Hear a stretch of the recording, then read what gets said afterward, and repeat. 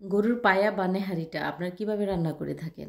আসসালামু আলাইকুম। আজকে আপনাদেরকে আমি তৈরি করে দেখাবো যে আমি কিভাবে গরুর নেহারিটা রান্না করে থাকি।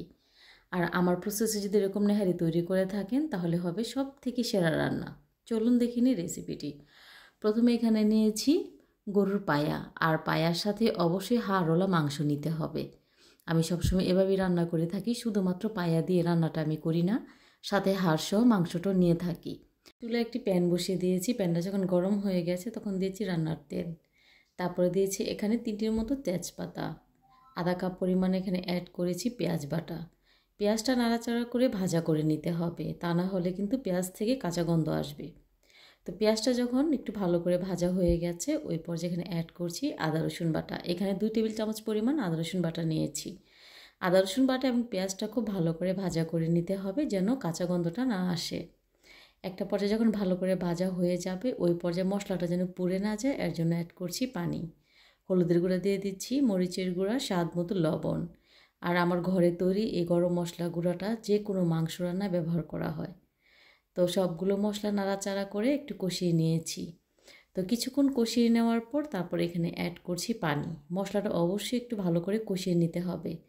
তারপর পানি দিয়ে আবার একটু কষিয়ে নিচ্ছি। তো ঢাকনা দিয়ে ঢেকে তারপরে কষিয়ে নিতে হবে। একটা পর্যায়ে যখন মশলা থেকে এরকম তেল বেশি আসবে ওই পর্যায়ে এখানে মাংসগুলো দিয়ে দিতে হবে। মাংসটা দিয়ে দেওয়ার পর চুলার আঁচটা আমি মিডিয়াম হাই হিটে রেখে তারপরে নাড়াচাড়া করে নিচ্ছিলাম। একটা পর্যায়ে যখন মাংসটা খুব ভালো করে নাড়াচাড়া করে মিশিয়ে নেওয়া হয়ে যাবে মশলার সাথে ওই পর্যায়ে ঢাকনা দিয়ে ঢেকে আমি 30 মিনিটের জন্য রেখে দিয়েছিলাম মিডিয়াম লো আঁচে।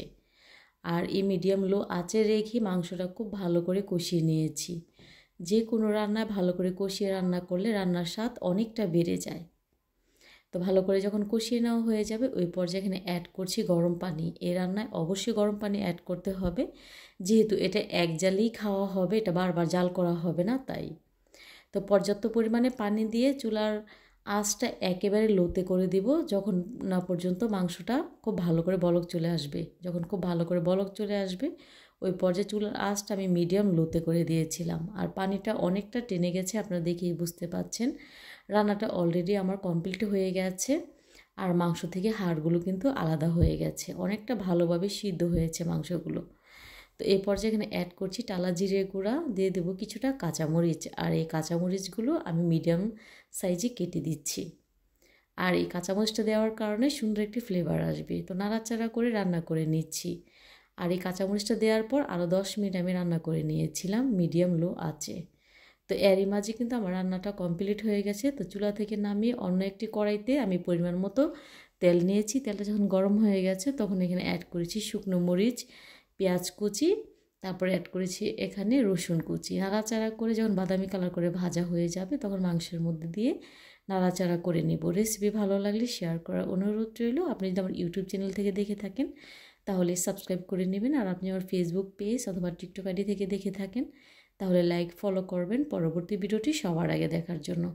নাড়াচাড়া করে মিশিয়ে নেওয়ার পর কিছুটা এখানে ধনেপাতা কুচি ছিটিয়ে দেব। তো এভাবে ধনেপাতা কুচিটা ছিটিয়ে দিলে তারপরে খেতে আরেকটু ভালো লাগে। তো চুলা থেকে নামিয়ে নিচ্ছি, দেখে বুঝতে পারছেন মাশাআল্লাহ দেখতে ঠিক কতটা ভালো হয়েছে।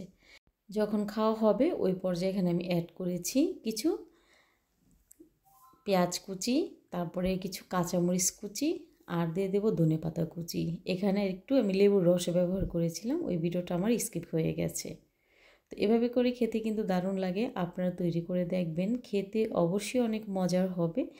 আর একদিনের জালে আপনি রান্নাটা তৈরি করতে পারবেন, বারবার জাল দেওয়ার কোনো প্রয়োজন নেই। আর এভাবে রান্না করে আমাকে কমেন্ট করে জানাবেন খেতে ঠিক কেমন হয়েছিল। আর আপনারা কে কোথায় থেকে আমার ভিডিওটি দেখছেন কমেন্ট করে জানাতে ভুলবেন না। সবাই খুব ভালো থাকবেন।